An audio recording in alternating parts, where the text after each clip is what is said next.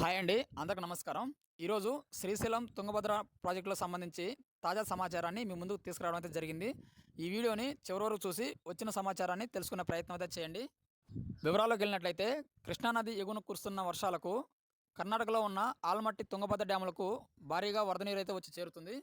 దీంతో ప్రధాన జలాశయాలన్నీ కూడా నిండుకొండలా మారి జలకలను సంతరించుకుంటున్నాయి. ఈ నేపథ్యంలో ఎగువ నుంచి వస్తున్న వరదను దృష్టిలో పెట్టుకొని డ్యామ్ అధికారులు ఎప్పటికప్పుడు వచ్చే నీటిని వచ్చినట్లు దిగువకైతే విడుదల చేస్తున్నారు. అయితే దీనికి సంబంధించి ఆల్మట్టి నారాయణపూర్ ప్రాజెక్టు నుంచి వస్తున్న వరదను దృష్టిలో పెట్టుకొని జూరాల ప్రాజెక్టు నుండి 48 గేట్లను ఎత్తి ఏకంగా 2,50,000 క్యూసెక్కుల్ని శ్రీశైలానికి అయితే విడుదల చేస్తున్నారు. మరోపక్క తుంగభద్ర జలాశయం గరిష్ట స్థానానికి చేరడంతో ఎగువ నుంచి వస్తున్న వరదను దృష్టిలో పెట్టుకొని నిన్న రాత్రి 28 గేట్లను ఎత్తి 20 గేట్లను 2 మీటర్ల మేర 8 గేట్లను 1 మీటర్ మేర ఎత్తి ఏకంగా 91,000 క్యూసెక్కుల నీటిని అయితే శ్రీశైలంలోకి అయితే విడుదల చేస్తున్నారు. ఈ నేపథ్యంలో అటు తుంగభద్ర నుండి ఇటు జూరాల నుండి వస్తున్న వరదతోటి శ్రీశైలంలోకి భారీగా వరద నీరు అయితే వచ్చి చేరుతుంది. దీంతో శ్రీశైలం నిండుకొండలా మారి జలకలను అయితే సంతరించుకుంది.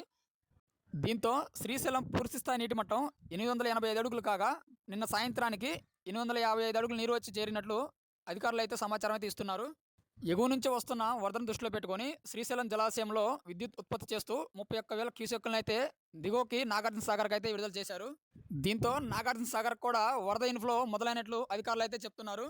మరోపక్క ఎగువ నుంచి వస్తున్న వరదను దృష్టిలో పెట్టుకొని తుంగభద్ర నది నుంచి ఏ క్షణంలోనైనా కూడా 1,55,000 క్యూసెక్కులని పెంచుతామని అధికారులు అయితే లోతట్టు ప్రాంత ప్రజలను అప్రమత్తం చేయాలని అధికారులకు అయితే సూచిస్తున్నారు. కాబట్టి ఎగువ నుంచి వస్తున్న వరద 3,50,000 నమోదవుతుండగా రానున్న 3 లేదా 4 రోజుల్లో శ్రీశైలం పూర్తిస్థాయి నీటి మట్టానికి చేరే అవకాశం ఉందని అధికారులు అయితే అంచనా వేస్తున్నారు. కాగా నాగార్జున సాగర్ ఆయకట్టు రైతులకు ఖరీఫ్ సీజన్పై మరింత ఆశలు అయితే పెరుగుతున్నాయి. ఇది ఫ్రెండ్స్ ఇవాళ అప్డేటు. ఈ వీడియో మీకు నచ్చినట్లయితే లైక్ చేయండి, కామెంట్ చేయండి. అదేవిధంగా ఈ వీడియోని తోటి రైతులకు కూడా తెలియజేయండి. ఇంకొక కొత్త వీడియోతోటి మీ ముందుకైతే వస్తాను. అంతవరకు సెలవు. Thank you friends.